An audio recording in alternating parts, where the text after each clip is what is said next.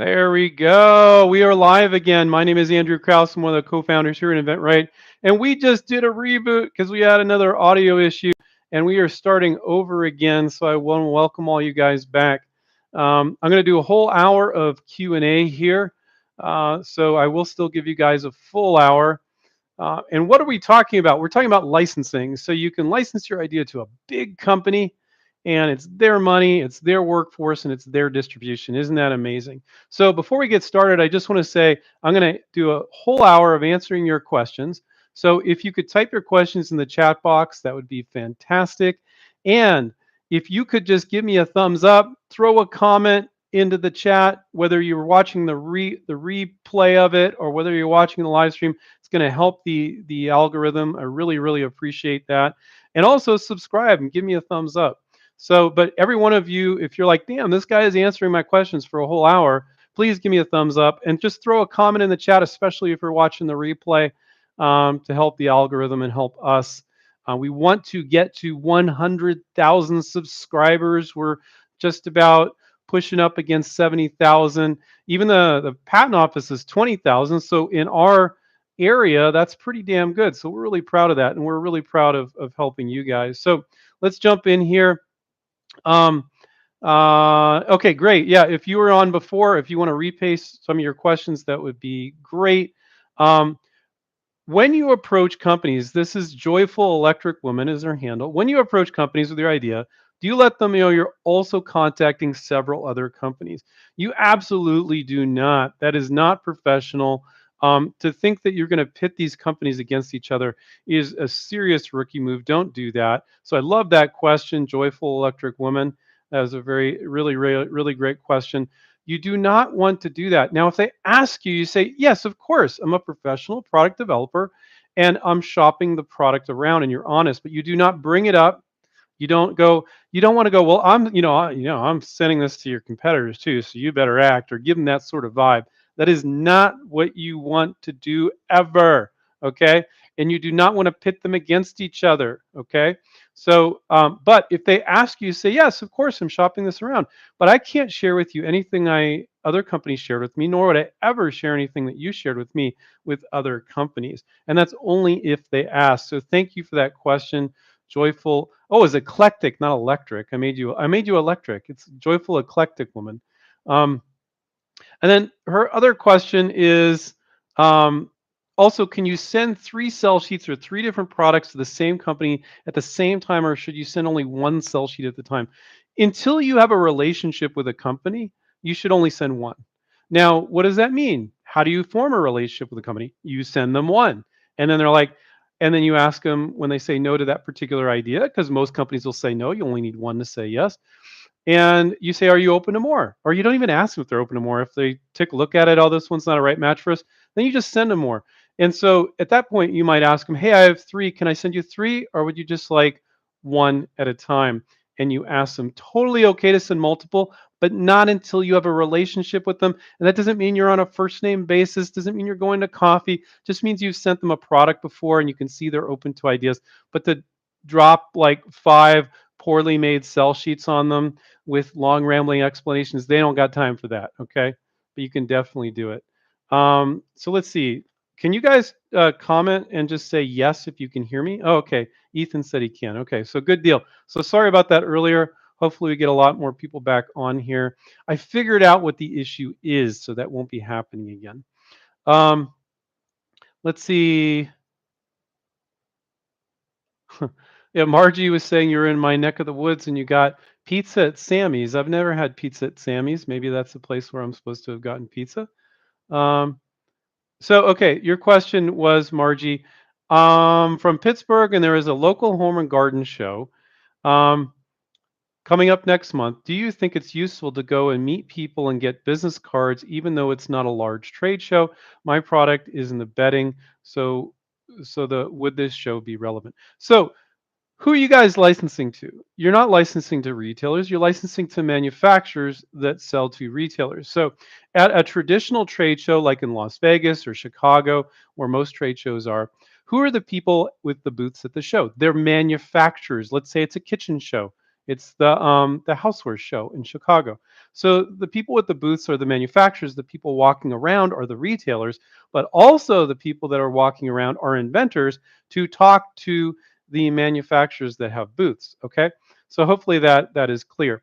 So that is a real trade show. Okay. Now there's local shows like a home and garden show, and who are the people at those shows? Well, it could be the manufacturer, but it could be just some sales guy that's there to sell to homeowners. Okay, so the people walking around at those local home and garden shows are homeowners, and they're looking to make individual sales. They're not looking to make a connection with a buyer for Home Depot or Lowe's or some or Walmart or Target or something like that, right? Or some major retailer or small retailer.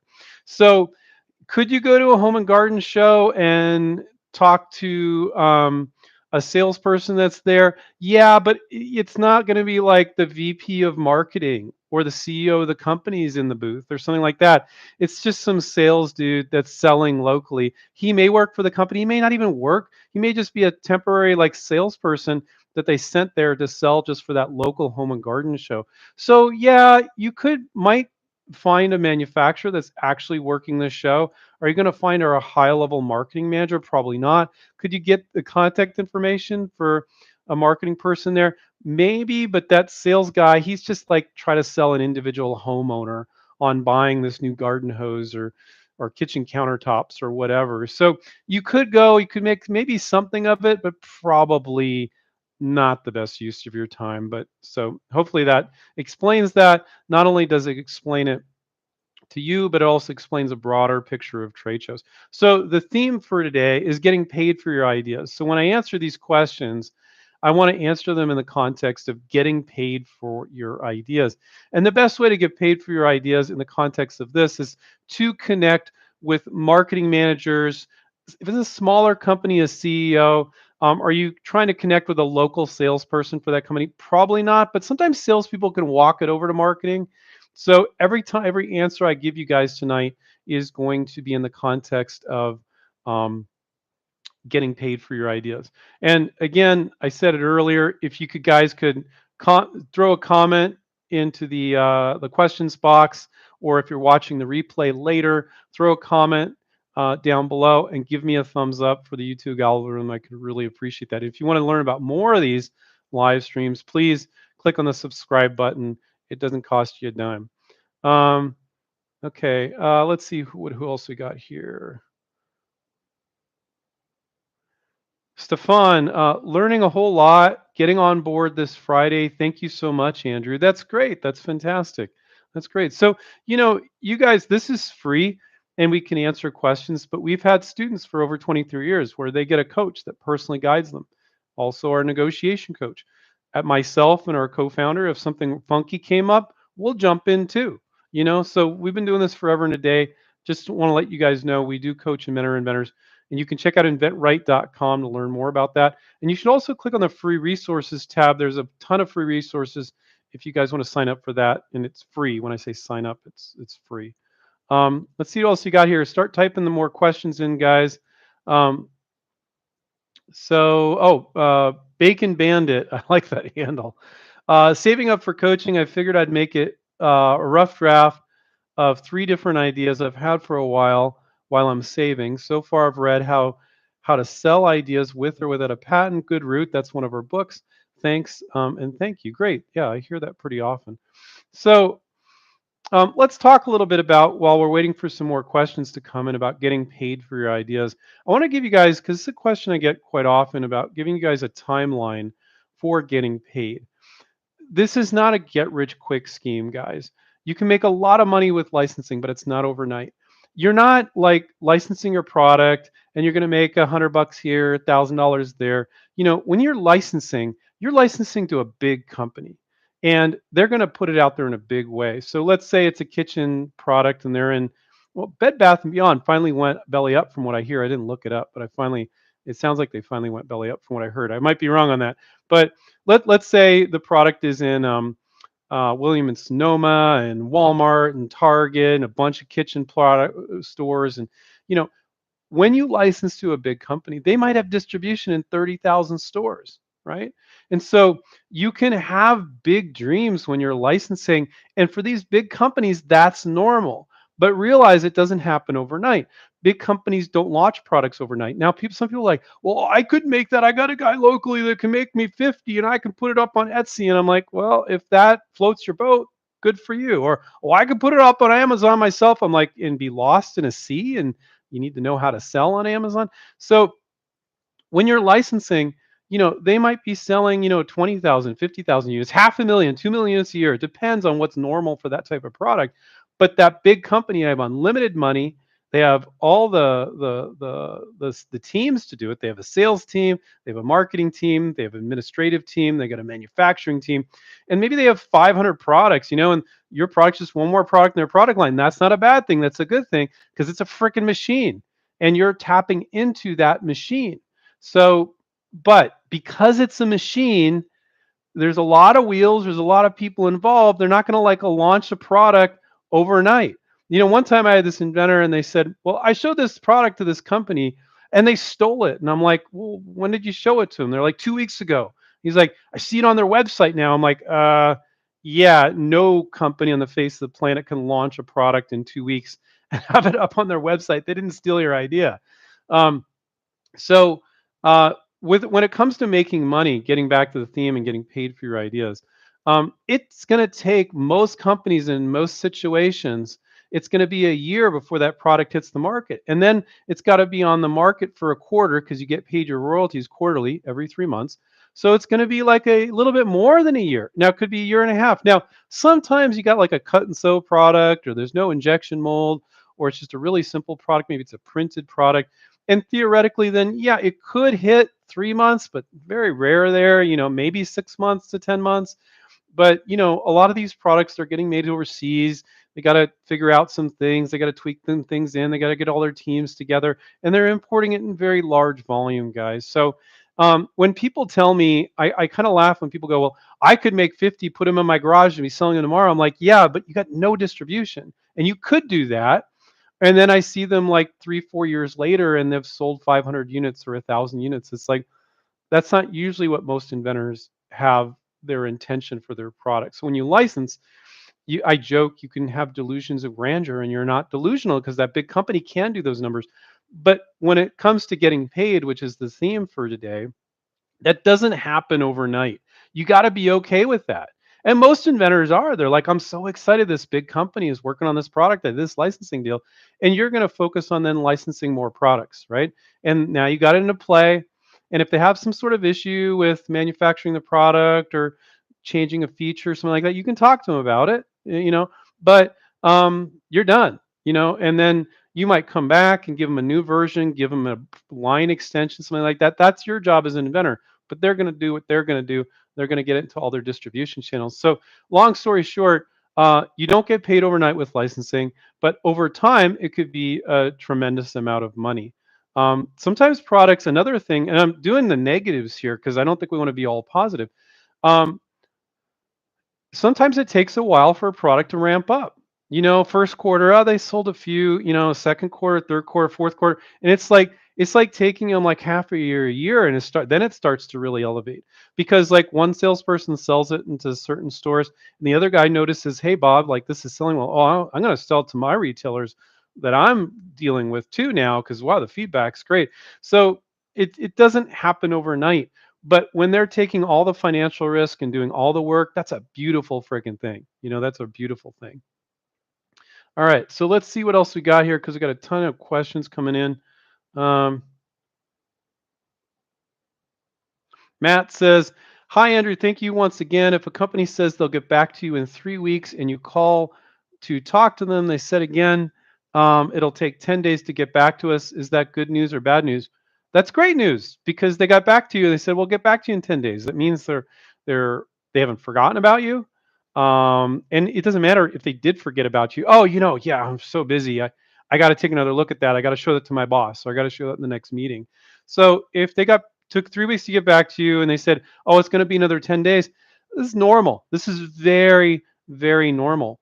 People get upset when they can't get a hold of a certain person in a company to get permission to send their marketing materials, which you always want to get. Okay.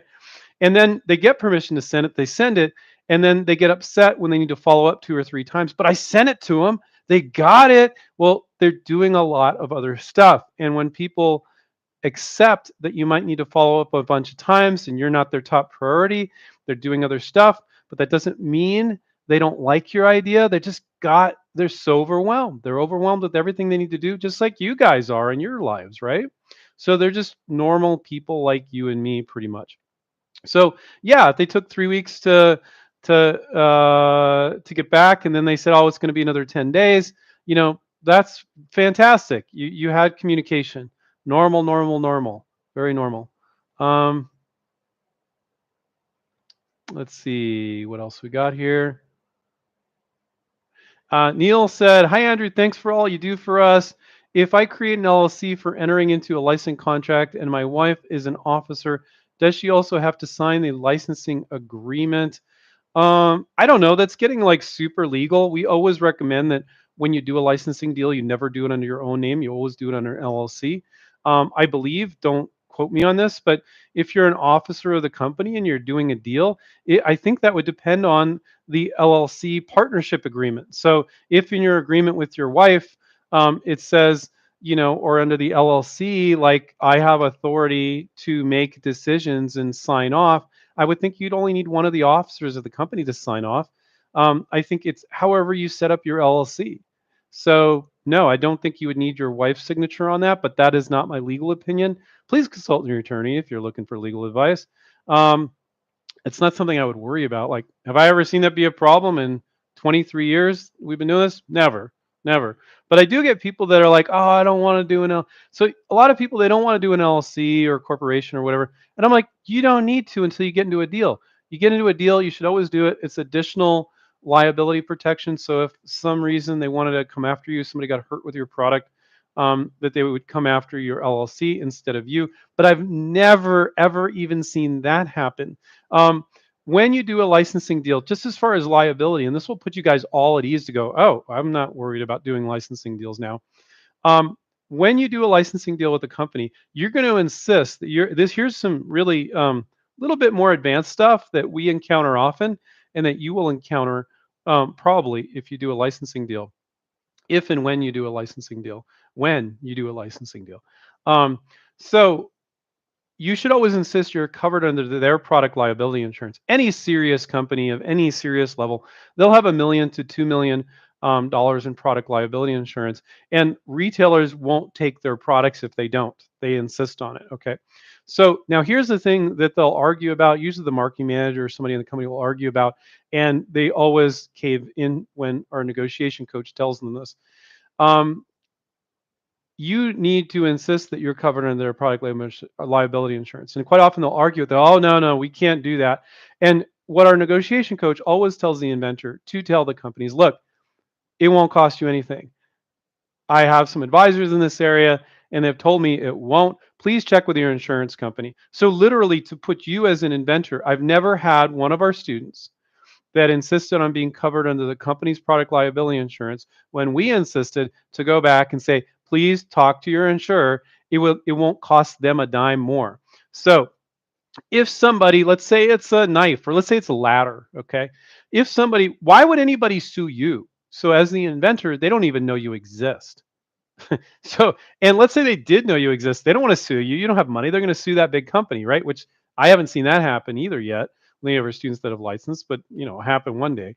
But so if they're going to sue somebody, they're going to sue the big company. They don't even know you exist. If they found out you exist, they probably would never go after you. But if they did go after you, you would be covered under the company's product liability insurance, but also you're covered on the fact that you have an LLC. Okay. And so if they went after you, they go after the LLC and not you personally. So I have never ever seen one of our students have an issue. We've had students do ladders and knives. I remember this one student had these brass knuckles. I'm like, well, okay. And when companies do these types of products, if they do high liability products, that's what they specialize in. They're comfortable with that. You don't need to worry about it, but because you do want to cover your butt, always do a deal on your LLC. Does that mean you guys all need to run out and file an LLC right now? Not my biased opinion. Do it when you get in the midst of a deal. You could be doing business as Bob Smith Designs and just your emails, bobsmithdesigns@gmail.com. And you get deeper into a deal, and you just tell them, "Hey guys, I want to do it on this LLC." They'll be like, "Fine." They don't care. They just want your product. So this thought process that you're going to mess things up or whatever. So hopefully that puts a lot of you at ease. Some of you, you have significant assets. Some of you don't have any assets. Nobody likes to be sued. It's never happened to one of our students, but it could. And if you're covered every which way till Tuesday. So the major three ways of protecting yourself when you're an inventor is: one, they don't know you exist. And if somebody wants to sue the company looks you up, they're probably not going to want to sue you, because you're not the deep pockets. And then two, you're covered on the company's product liability insurance. And three, you did the deal under an LLC, not under your personal name. So you're covered every which way till Tuesday. And then for those of you that are international and live in another country, are they going to go sue you in another country? No. So there's a fourth one if you don't live in the United States and the companies in the US. So hopefully I was super, super thorough, but I bet some of you might have worried about that at one point or another. Or now you're worrying about it, but now you're like, okay, I'm not worried about it. Um, let's see what else we got here. Okay. Chad said, how important is a prototype? Does a 1 minute video demonstrating go a long way beyond a sell sheet? So sometimes there are students like, they're not doing a 1 minute video. So we always talk about doing a one-page sell sheet, a PDF, one page advertisement, basically is what a sell sheet is. And it's not for that marketing manager. It's not for that company. You're not talking about how we're going to make millions or if we only get 2% of the market. Never say that stuff. Okay. It's about being very direct. And that marketing piece is for their customer. So if that customer is buying kitchen cutting boards, make it for their customer. If that customer is buying industrial nail guns, it's for their customer. You want them, that marketing manager, to see your marketing piece and go, oh, if my customer saw this, they would want it. And I'm intrigued. Okay. So a lot of times our students will do a sell sheet, and a lot of times they will not do a video at all. But sometimes they'll do a video, and it's not like a full-on 1 minute video. It's like a 15-second video that's creating an additional understanding of the product. Sometimes people will do both. They'll do a full-on sell sheet, and they'll do a full-on like 30 to 60-minute video. So a video demonstration can go a long way, Chad, like you said, but it really depends. I've seen products I'm like, why would you do a video on that? That's a waste of time. And I see other ones like, it'd be really cool if you had a video along with a sell sheet. And then I've seen ones where I'm like, don't bother with the sell sheet. I think a video is going to be best for this. And also, what people think of as a video isn't necessarily what you're thinking. Sometimes you're thinking, oh, it's just going to be all like moving pictures, right? And so, I'll have to clip it here. It's going to show 3 seconds of that, then 4 seconds of this, then have a narration. And that is a lot of videos. But also sometimes it might be a series of still images with a narration. Or maybe there's a moving video and then there's a still image showing a virtual prototype, and then it goes back to a moving video. So they see the virtual prototype and they're, oh, that's what it is. And then you're like, let's say it's a dog toy and you duct tape this thing together. It looks terrible, but you're throwing it and you see the dog going crazy for it. And you don't show the close up of it where they see all the duct tape, but they just saw a picture of the virtual prototype. So you're creating this image in their head. Oh, that's what it looks like. Oh, I see the dog playing with it. And then you're not showing a close up of it. That's just a random explanation. So a video is not always what you think it is. It can be still images. It could be with narrations. It can be with captions. It could be all moving images. It could be to supplement the sell sheet. It could be all by itself. It really depends. Our coaches help our students on what would make the most sense where they get it. And so basically, if it's a sell sheet, they need to get it in 6 seconds. That's it. If you're making them think, if you got long rambling emails and you're trying to throw everything in the kitchen sink into that sell sheet, you're going to screw yourself. You are not going to get interest, even if the product is great sometimes, because you messed up your sell sheet. And if it's a video, and let's say it's 60 seconds or under, which is what we highly recommend, never will go over 60 seconds. I've seen a few where I'm like, okay, you can go 80, 90 seconds, but really under 60, you don't want to lose them in the first like 5, 10, 15 seconds. If they send a video and you're like, hi, my name is Bob, and my family says I've been coming up with great ideas forever. Like, like don't do that. Okay, but you don't need to be this like crazy like infomercial pitch person either. It's usually problem solution. You're showing a clear benefit. And now here's the problem with videos, but it's also great. Like sometimes you can't fit in what you really need to fit into a sell sheet. Now, a lot of you think you need to fit all this in a sell sheet, and I'll be like, that stuff's not important. But if it was important, it was too much crap to cram into a sell sheet, a video can be better. But a lot of times people are like, I want to put this and this and this. And I'm like, well, you could fit that all in a video, but I wouldn't, because those things aren't important. You're not staying on the mark. You're not really hitting the key benefits. You're getting off on tangents. Don't do it. But sometimes it does make sense. So it really varies quite a bit.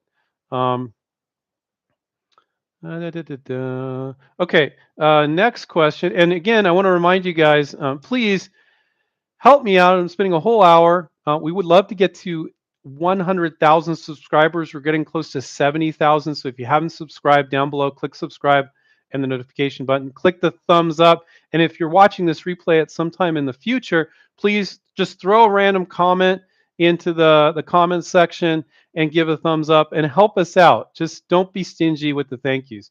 Um, we got like we got like 50 people on here live because we had to restart the stream. I got 25 thumbs up. If we could make that all 50 people thumbs up right now, give me a thumbs up. I'd really, really appreciate it. And if you don't, I'm going to leave and I'm going to stop answering your questions. No, just kidding. I'm not going to do that. Um, all right.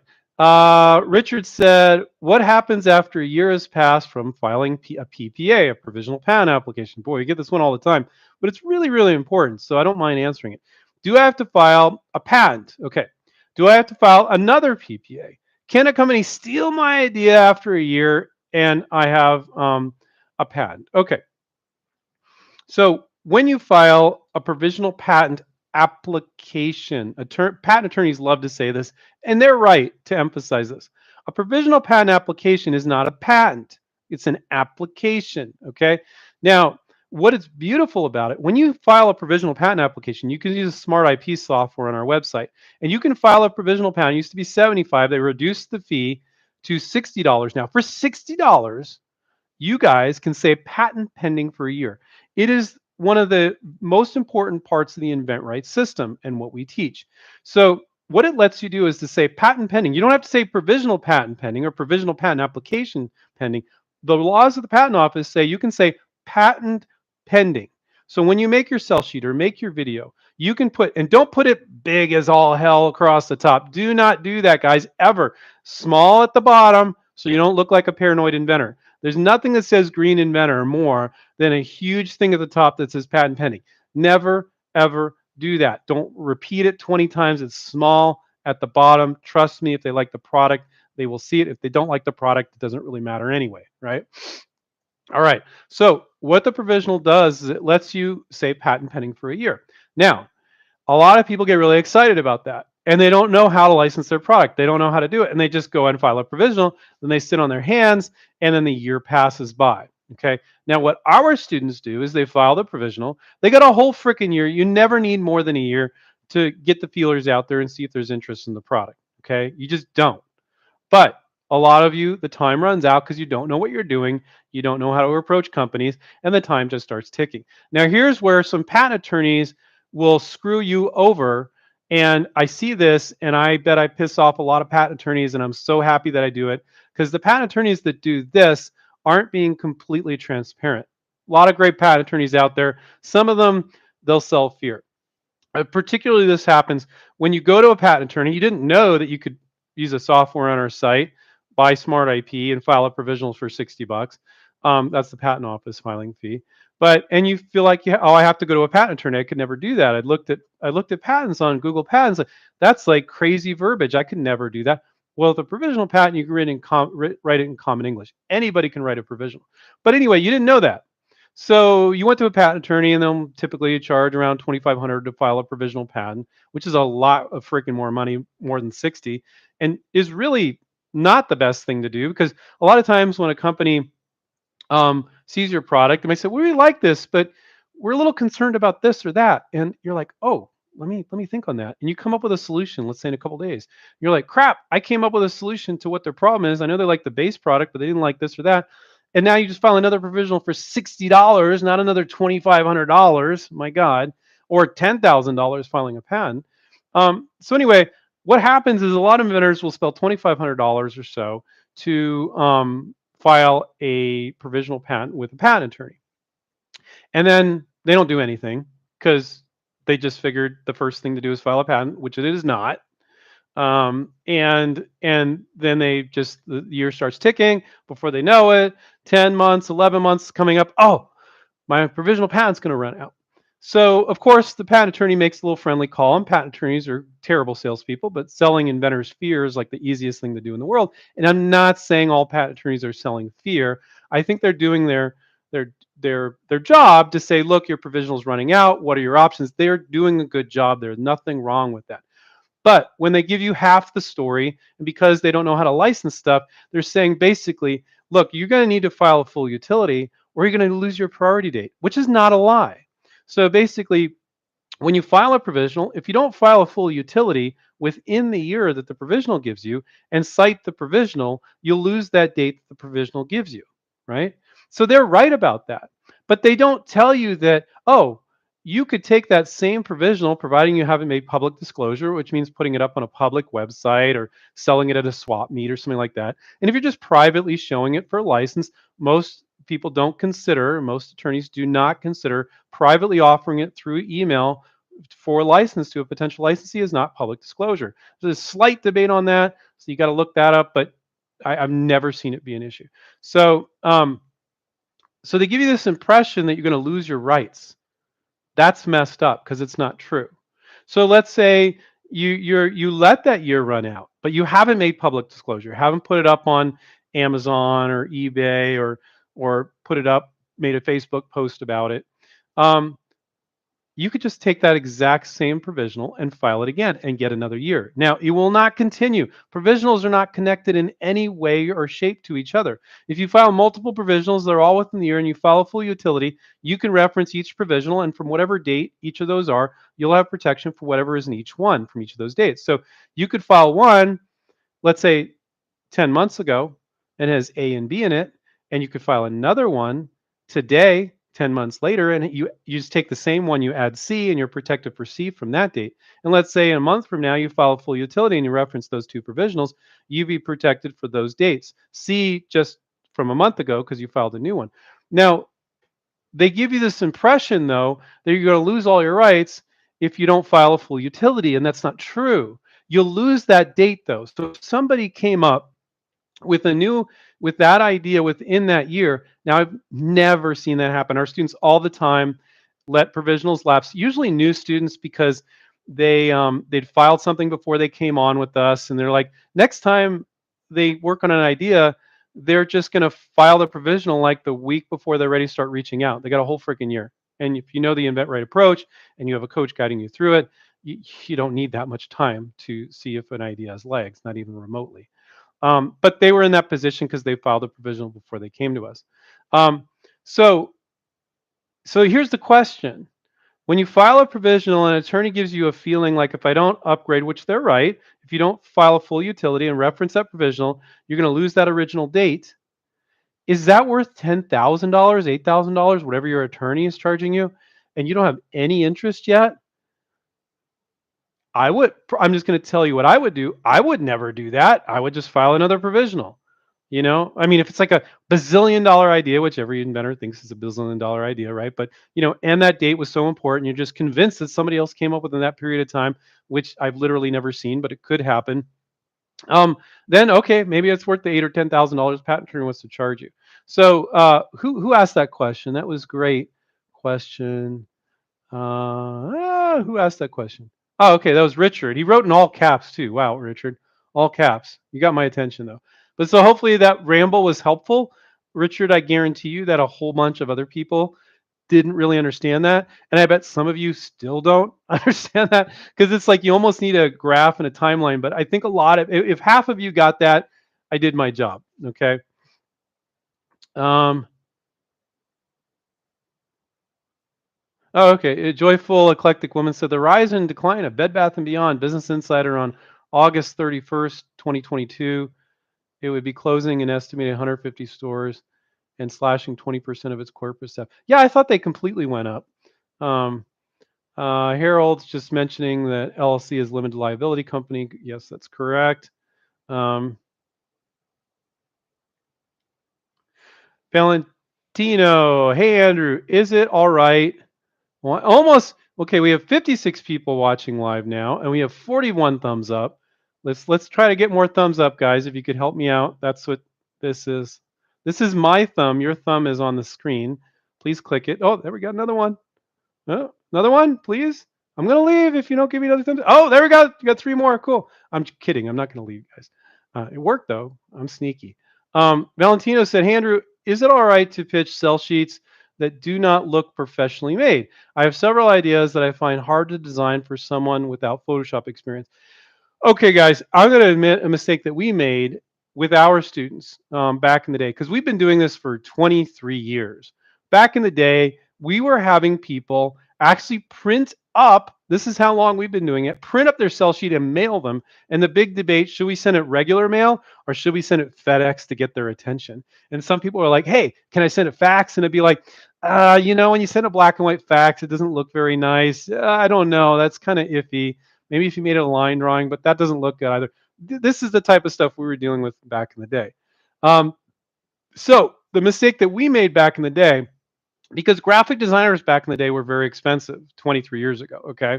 It was like a big deal. Graphic design, that was the industry of the future. And if you could learn how to be a graphic designer, like you'll make lots of money. And now you just throw a rock and you get an amazing graphic designer that works for pennies, right? So we were having our students actually do their own sell sheets. And the bar for what was a good looking sell sheet back then was very, very low 23 years ago compared to today. Nobody should be doing their own sell sheets. Now, what you should be doing, which our students do, you hack something together. Well, you throw like, oh, this image is going to go here. It's the benefit statement at the top, some bullet points. So a lot of our students don't even do that. They just write it up in an email. Here's the main picture. Here's the smaller picture. Here's the benefit statement. Here's some bullet points. It's all written up, and our graphic designers will make it pretty. So whether it's us or somebody else, you should always have a graphic designer doing your sell sheet. It is so distracting. I've seen so many incredibly terrible sell sheets from people that now Valentino kind of knows. He's like, I know this doesn't look good. Guys, we push our students to reach out to 20 or 30 companies. Don't fool yourself into thinking this thing looks good. Now, if you're a professional graphic designer, and just because you know a little Photoshop doesn't make you a professional graphic designer, doesn't make it that you know how to lay things out. It can be very distracting. The bar is very high for what companies expect to see. Now, fortunately, graphic designers work for pennies these days. We include a sell sheet and a virtual prototype for our students that sign up with our coaching program. And so the coach works with the student on what the good marketing is, because you can make it pretty, but if the marketing sucks, it's just a pretty piece of junk, and it's not going to get interest from somebody, from a company. And then quite often, a lot of our students, they can't. We do virtual prototypes for like nine. I would say I've been saying 85%. I took a closer look at it. It's like 95% of our students we do virtual prototypes for. So it's like it's just something. Is this what it looks like? It looks really nice. Like sometimes students will have kind of a cool prototype, but it still looks a little hacked together, and we'll still do a virtual prototype for them. So between the virtual prototype and graphic designer doing the sell sheet, there's no reason any of you guys should be doing it yourselves. Um, I would say of the new students we get, most of them haven't done a sell sheet, but some of them have. I would say maybe 5% of them like, oh, that's good to go. But literally 95% of them, I'm like, God, please don't send that. And sometimes it's like close, but you don't want close, you don't want good, you want boom, I got it in 6 seconds. Boom, I'm not distracted by some bad colors and bad layout and getting to the point. And a lot of that's not just the quality of the graphic design, but it's the quality of the marketing. So we make our students pros, but even when we're making our students pros and making a good marketing piece, they're working on what it needs to be, but they're not actually doing the graphic design. Now, if you're a professional graphic designer, that's fine. But the other thing I've seen is they're a professional graphic designer, so they can make it beautiful, but they suck at marketing. A lot of graphic designers aren't good at marketing, so they'll make it beautiful, but the marketing's all off. So, but if you're a good graphic designer and a kick-ass marketer, which is probably very few of you, if you're both those things, then yes, consider doing your own sell sheet. Otherwise, don't. You're just wasting your time. And you reach out to 30 companies and have a half-ass sell sheet. Guys, don't do that. Do not do that. It's not worth it. Um, okay. Okay. Yeah, I answered this question earlier, but we had to restart the stream because I had an issue with my audio, which we've now figured out. So that will not happen again. unless it's YouTube's fault. Thank you guys for all the thumbs up. I really appreciate that. Um, let's see. Okay, so this is from Matt. Hi Andrew, are you are talking to a company and they say it takes 3 weeks. They say it takes 3 weeks to get back to talk to them, and after 3 weeks, they say it should take another 10 days to get back. Is that good or bad news? It's great news because they're communicating with you. That's great. People get irritated by a couple things when they're new to this.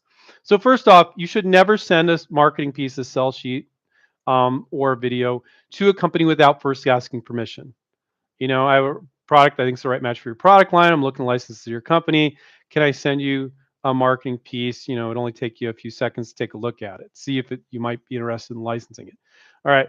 So people get irritated that people aren't getting back to them to say yes, send it to me. Okay, that's the first level of irritation. Now the thing that get people really pissed, which it shouldn't, and Matt's not saying he's getting pissed here. He's just like not he just doesn't have the experience to have experienced it, but he is now. He's in the game. Is they said, yeah, send it to me. Now they said it'll take us 3 weeks. They got back to them. They said we need another 10 days. So a lot of times you'll get permission to send a sell sheet or a video, and then you like first of all don't follow up with them in 2 days, guys. Like ask them when's the right time to follow up, and I would say we at least 10 days. At least 10 days. They're doing so many other things. They're overwhelmed, just like all of us with all the stuff they got going on. They're not going to get back to you right away. Now, here's the thing that people trip on, and don't trip on this. They said, yeah, send me the sell sheet. You might need to follow up with them 2, 3, 4 times where they're not responding. Inventors get weird then. Oh, they're ripping my idea off. They're freaking busy. They might have saw your email a couple times, but they got tons of projects, and you'd be surprised a lot of times. Like, oh, I'm so sorry. I know you emailed me a couple times. I'm finally getting back now. You hear that all the time. So in Matt's case, they said it'd take 3 weeks to get back.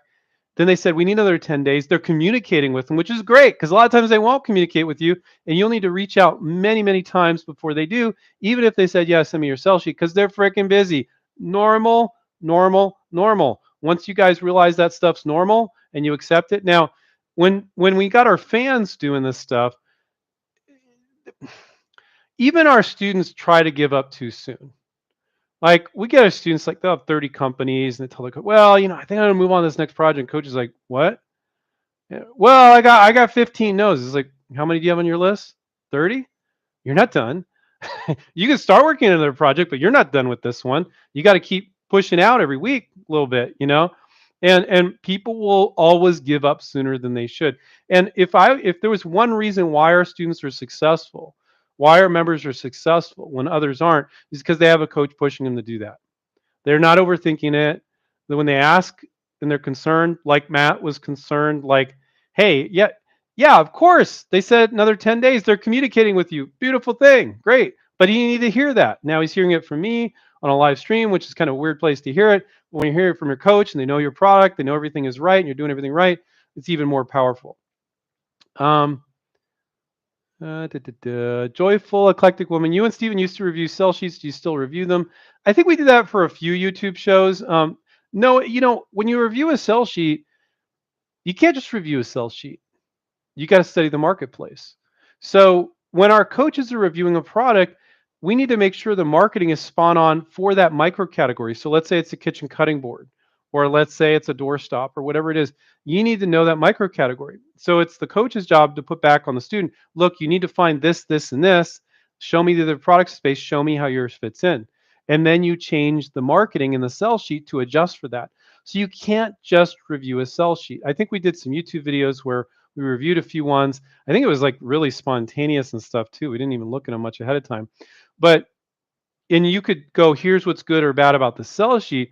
But if you don't add, having studied the category, the micro category of the invention, and study the marketplace to adjust the marketing, it's not a full review of a sell sheet. So no, we don't do that for the public. You got to do it right. You can't do it half-assed. Like, hey, is this good? I'm like, yeah, you're getting your point across, but I don't know if that's the market. I would look at this, this, and this. And so there's a lot more to look at there because that's everything, guys. Because your sell sheet, it basically does all the selling for you. That's very, very important. Let's see. David said, hi, Andre. No, it's Andrew, but that's okay. If you tried reaching out with a sell sheet only with little response, then would you say a prototype should be tried after? No, prototypes don't sell, patents don't sell, sell sheets sell. So you need to show them the marketing. It's not like, oh, they're not responding to my sell sheet. That either means your product isn't that interesting, or your marketing isn't that good in the sell sheet, or you're reaching out to the wrong people in the companies, or you reach type. Hell no. A prototype doesn't sell benefits. A sell sheet or a video sells benefits. You're not selling a prototype and you're not selling a patent. You're selling the benefits of your product. Okay. So that's very, very important. That's something we say over and over and over again in InventRight. Um, let's see what we got here. I have a product line. Keep Portland Real Gel Polish. Okay, that's their handle. That's a weird handle. I have a product. Probably has to do with their product. I have a product line. I'm here to get some tips. So yeah, we've had students license entire product lines. So you can, if you want to, it can look a little overwhelming to a company, but you can present an entire product line to a company and see if you can. My wife's texting me. She doesn't know I'm running late. Um, let me text her.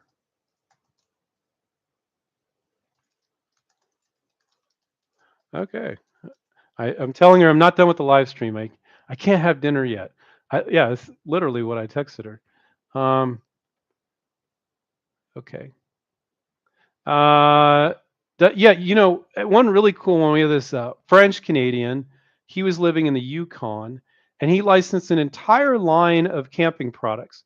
And it wasn't like he didn't present the whole line. They actually really liked one of his products, and they said, "You got any more?" And he said, "Yeah, here's another one." And they're like, "Got any more? Well, send them all to us." And they're like, "Oh, we." And they literally launched a whole new line of camping products. They licensed like I think it was like 8 or 10 products all at once from him. That was really cool. Is it harder to do? Yes, because it's more for a company to take on. But my guess is you might be venturing the product yourself, and you could show them the whole product line. And hey, if they want to license just pieces of it or all of it, that's fine. But I think you could totally do that. I don't recommend it in a lot of cases, but it can make sense. And without actually looking at your particular product, I can't tell. Uh, Alkaline, which is telling, is their handle. How do you protect an original food product formulation? Quite often, you're going to keep it a trade secret. So, you're going to talk about how it tastes good or how it's super healthy or this or that, and you're going to market a food product like you normally do, and then you keep it a secret. I always thought it was really weird, like, and you market the product itself and its benefits. And I always thought it's pretty weird that now you're going to try to convince them to eat food from a stranger. So don't act creepy when you're trying to license a food product. Act very professional because for me, if I was a food company, eating something from a stranger feels a little weird. But you're going to talk to them, and so you got to do the marketing on it. And most of the time, you're going to protect it as a trade secret. Um, like if there's a method of manufacturing for manufacturing the food, then you could get a patent on that. And you could also keep it a trade secret as well. You can do both those things. Um, Meanwhile, in the desert, that's their handle. How do you know if a product is more novelty or not and might not need a PPA? Um, yeah. Well, first off, if you're new to this and you can file a PPA for $60 and it makes you more comfortable, why the hell not just file it? Get that experience.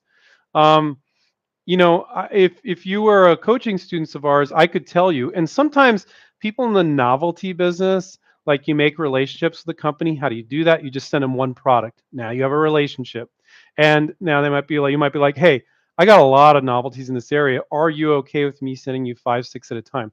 And novelty is one of those areas that once you make a relationship by sending them one, they can like to see quite a few. And if you feel comfortable with them, this is not legal advice. This is not what we advise our students to do. We always advise our students to file a provisional patent. But some of our students that habitually work on a lot of, habitually is probably not the right word. If they work on a lot of novelties, sometimes you need to come up with more of those before you get one that's interesting to them.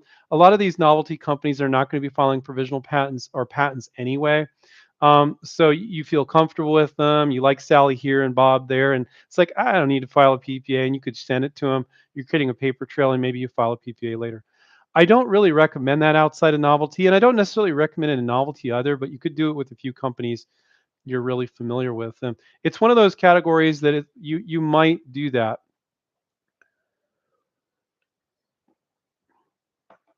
So without looking at your product, I can't really tell you whether or not. And our standard approach is to always file a PPA. So if that makes you more comfortable, gets you used to filing a PPA, you can use the Smart IP software on our website, file a PPA for $60. Like get up and running and start doing that. And then at some point you get a little more pro with it. You feel comfortable with a few novelty companies where you can send them five, six, seven ideas. You're just cranking on a bunch of those ideas. And normally I said really create a professional looking sell sheet or video. But with novelties, sometimes you might create something that's a little bit more rough. And if you had certain companies that were okay with that, you could do that. That's kind of like an exception, that category, though. I wouldn't typically do that. Um, okay. Let's see. I'm trying to do an order so nobody gets upset at me. Uh, Biker Boy Washir. I don't know what the handle's all about. It's interesting though. Cold calling tips? Question mark. How many different people do you have to go through? How long are your conversations per company if you're lucky? All that back and forth stuff. So historically, we would really emphasize like get on the frickin' phone and call, and we still do, but most of our students don't. Um, at the beginning. So at the beginning, most of our students utilize LinkedIn and they'll utilize email. And then if they're not responding on LinkedIn, not responding via email, then they'll try the phone. And you might get a helpful gatekeeper. You might even be able to get a hold of the person directly. So a lot of people, when they're new to this, they're very shy. We have some people that are like, I'm not shy at all. I'll call. Really, if you're a really fully functioning InventRight student, you'll be doing all three. But if you wanted to do just LinkedIn first, not responding, then email, and then went to the phone. But if you're just really gung ho about it, I love it. Like, I'm just going to do all three. I, I don't got time for that. Why delay? And I'll do LinkedIn, I'll do email, and I'll do phone. And so, but it's a lot of waiting too. Like, for example, you're reaching out on LinkedIn. Let's say you got 30 companies, and we advise people to reach out three or four people in each company. Until you get somebody that's like, I'll take a look at it, then they're your Superman or Superwoman. There's nothing wrong with reaching out to multiple. Once you make contact with somebody, they're like, yeah, show it around. Then don't reach out to more. That's obnoxious. Um, but some people are on LinkedIn every day. Some people are on LinkedIn once a month. Some people are never on LinkedIn unless they think their job is threatened. They're going on there just to find a job. Okay. So don't expect a response from everybody on LinkedIn. Don't respect the response from everybody via email. Don't respect the response from everybody on phone. If you try all three, you'll have done everything you can to reach out and you'll get to the vast majority of companies. But you might have to reach out to some of them two, three, four, five, six, seven times. And that's normal. And what's really nice is, and this really puts a lot of people at ease, you're not pitching. You're just asking permission to send your sell sheet or your video, which is pitching for you. And if you're a student of ours, your coach has verified that this is a great marketing piece that they're going to get right away. This isn't confusing. It's not some long rambling email. You don't need to be a captain of, industry or a sales professional, or even if you are a sales professional, don't ramble on the phone. Just can you take a look at my sell sheet? Tell me what you think. You know. Um, so hopefully that was helpful. Let's see. Cognitive Dissident. I read Stephen's book. He's our other co-founder, Stephen Key. I'm the other co-founder, Andrew Krause. A few years ago, follow the steps carefully. I have multiple sales sheets designed by a pro. Had a PP, I think you mean PPA maybe, expired now. I could never find a manufacturer to even communicate with me. Well, you're doing something really wrong if that's the case. I wonder what industry you're in. Couldn't get past the gatekeepers. Well, what gatekeeper is there if you're on LinkedIn? So maybe that's part of the problem. And don't have the money to pay for your services. Okay. Um, Feeling stuck, but no longer hopeless. Good. I'm glad you're not feeling hopeless. LOL. Any advice or direction would be much appreciated. I've been doing graphic design for decades. If anyone needs help, okay, you can hit me up. Okay. Now, I don't know you. You think you're a good marketer. You may be a great graphic designer, but you may think you're a good marketer, but you're not. But let's assume you are. Let's assume your sell sheets are good. Um, You could never even find a manufacturer to communicate with me, you wrote. So it didn't matter how great your sell sheet was. You're telling me that you couldn't even find anybody to communicate with you. I don't know what you're doing wrong, but you're doing something wrong. Like if you haven't communicated with a single company, you're doing something really, really wrong. Um, I don't know if you're just calling. I don't know if you're LinkedIn messaging. I don't know if you're emailing. Let me page down at the bottom here and see if you wrote anything. Okay.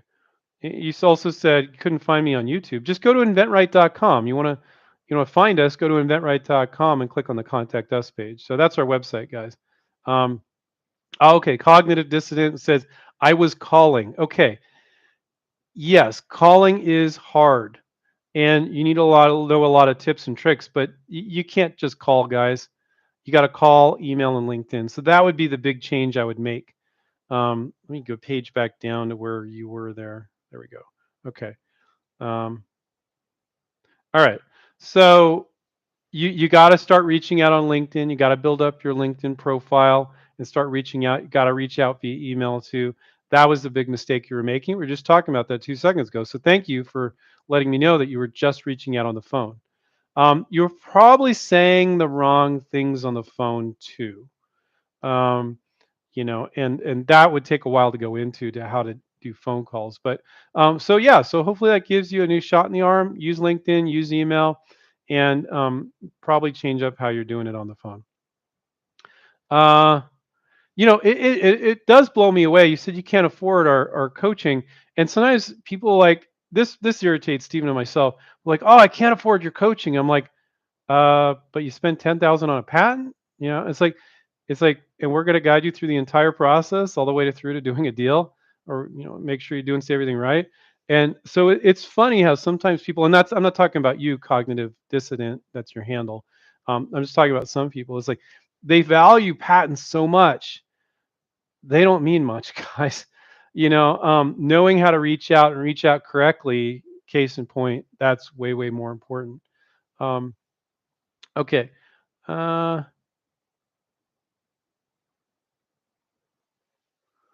Farham, yeah, reach out again. Talk to us again. Let's see.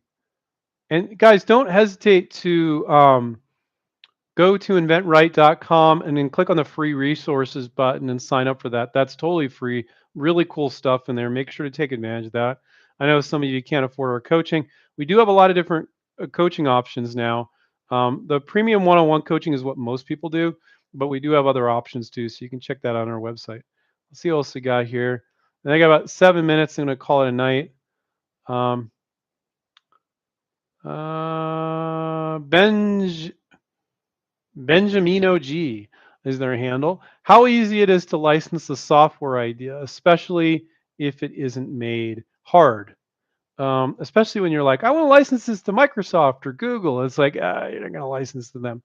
Um, I don't recommend people try to license software unless you're a professional software developer and you have a lot of experience in the software industry. Then I don't really see that much different from licensing a consumer product or a software product. Problem is, everybody and their grandmother has an idea for an app, but the software geeks, when you talk to them, they're like, that's a great, and this is not true of consumer products, industrial products, but it's just true of software. Well, that's a great idea, guy, but it's going to takes 6 guys in a room a year to program, and they're very standoffish. The software geeks are next to impossible to get a hold of. They don't want to talk to you. I don't know if they know how to talk or communicate. Um, and they just suck, especially the bigger ones. So everybody has an idea for an app, and it's like when you do an app, you need to have something more. You need to have like if they ask you, well, what backend database you're using, you're like, oh, I don't know, and you don't know the difference between a really hard to program app and you're making all sorts of crazy stuff up, and they're like, oh my god, do you have any idea how hard that would be? And you're like, I don't know. They don't like that. So very, very hard to license software. But I advise people, if you have a background in software and you understand software and you can speak their language, then go for it. You can license software. But if you're just somebody that, well, I use apps all the time, so therefore I can come up with a new app for my iPhone, or an iPad or something, or an Android, I recommend if you have a physical consumer product to work on that. It could be industrial, it could be consumer, it could be whatever. Very, very hard for a non software person to license software. The software geeks don't like you. They won't talk to you. They're impossible to get a hold of. You will not license to Google or Apple. They're impossible. Okay. And especially if you haven't kind of worked it out. So just very, very hard. Just being honest there. Uh, Henry's like, just like last week, you missed me. I'll give you a thumbs up if you don't miss me. Well, I'll page up Henry and see if I missed one. Maybe I did answer. Let's see if I page up and see. Here we go. Okay, here's your question. I did miss you again, Henry. I keep missing you, God damn it. I feel bad. Um, Hi, Andrew. Would I need an NDA if someone is helping me with a sell sheet? More like keeping the community talk down. I think last week when I asked you, you must assume I was talking about companies. Yeah, any vendor, a prototyper, some graphic designer doing a sell sheet, maybe they're doing a virtual prototype, they should all sign your non disclosure agreement. And if they hesitate, I wouldn't work with them. I think any graphic designer or engineer, anybody that's experienced at working with inventors knows they need to sign an NDA. And you can even get more aggressive.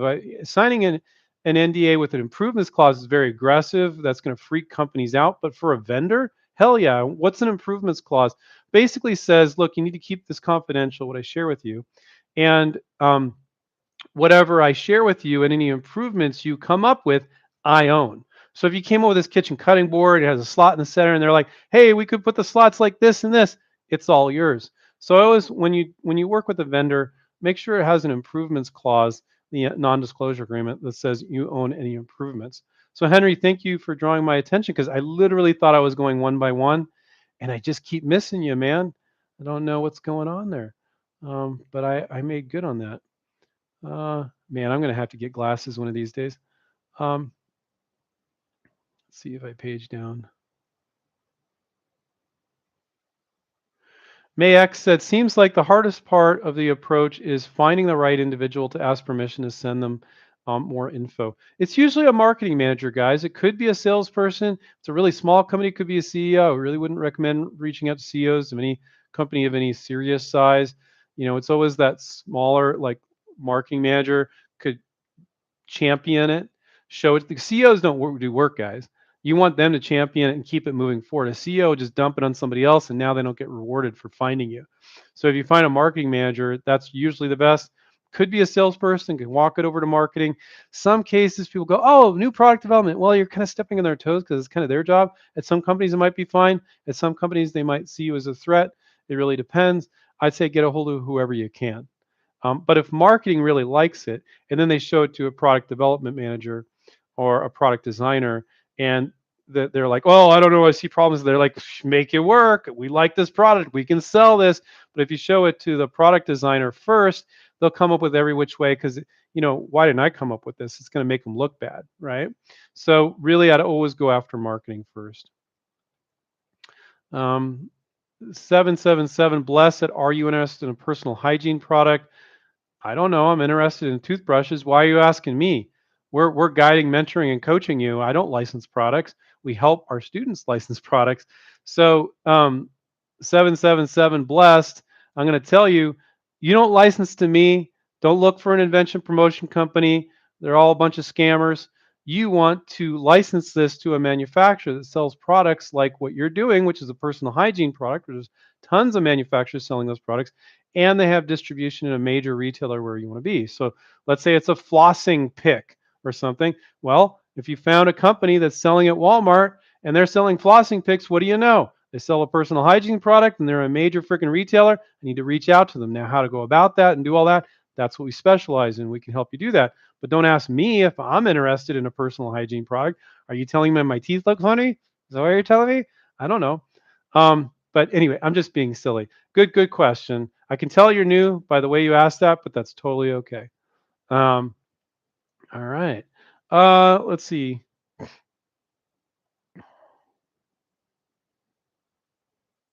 Salvatore said, "Hi Andrew, what is the most common sequence of events after a company tells you they are interested in your product?"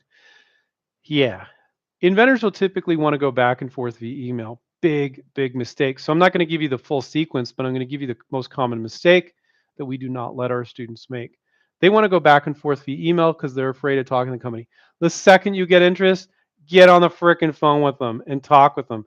And what this is going to do is help you establish rapport. They're going to realize you're not a wacky inventor. You need to ask them smart questions, providing you're getting guidance from somebody like us that's going to help you ask smart questions. Otherwise, you could come across as a wacky inventor.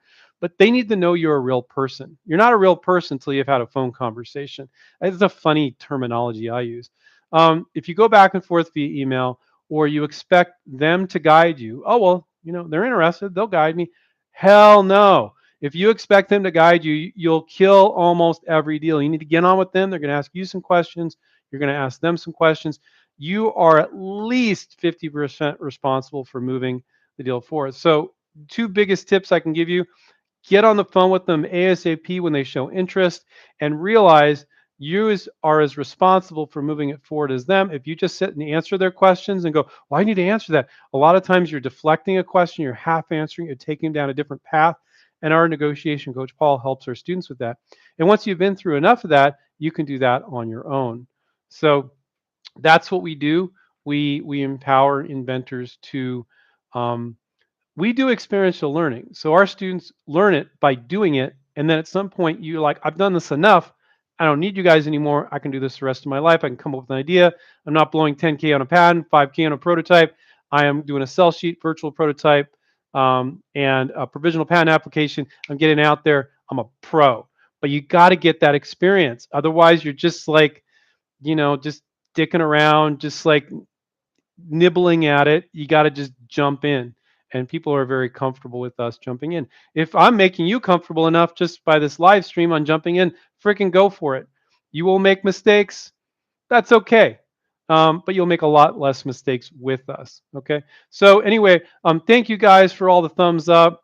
Watch more of our videos. When you do, give it a quick comment down below. Give us thumbs up. It helps the algorithm. We'd like to get to 100,000 subscribers, getting closer to 70. That would be great. In our category with inventors and licensing, that's amazing. I think the patent office has 20,000 subscribers. We have close to 70. We're very proud of that. I think because we really help and give a lot of free advice. So I hope you guys appreciated that. If you guys could type in any thanks you have for me down below into the chat, so anybody watching this live stream can see how helpful I was, I would appreciate that. I'm kind of joking, but kind of not. And I remind you guys, take care, keep inventing. Don't forget to check out inventright.com and check out those free resources. And I'll see you guys next time. Bye.